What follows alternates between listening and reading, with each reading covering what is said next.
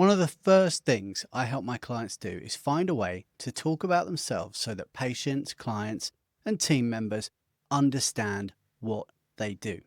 But as soon as we have that down, the second thing is to help them teach their existing or past patients, clients, team members, and influential professionals in their network how to do the same thing, to easily explain my clients' work so that they can easily refer them. Hi, I'm Toby Goodman from tobygoodman.com. In principle, referrals are simple. Someone knows what you do, they meet or know someone who needs it, and they make an introduction. But there are others who would love to refer you, who just aren't that clear on how to explain what you do, what makes you better than the rest, or why you are different, so they don't.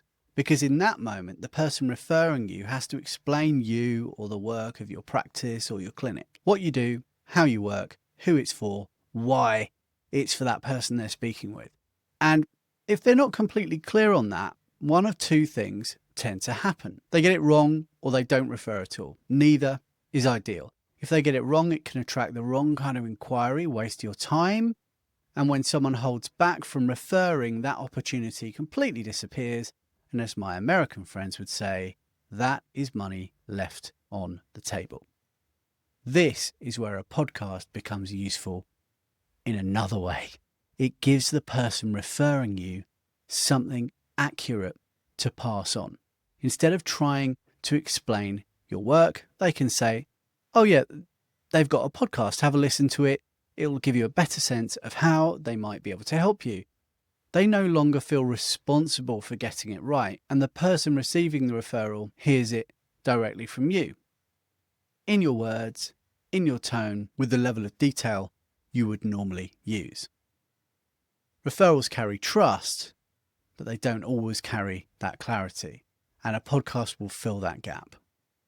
It helps the person on the receiving end understand what's involved before they make a decision, but it also helps that person referring you feel more confident. They know they're passing something on that reflects your work properly. That increases their status in the relationship too, because it's nice to be nice. So here are some business to business examples. Maybe a GP referring you as a specialist, a therapist, maybe recommending you as an additional provider, or a consultant introducing someone in their network.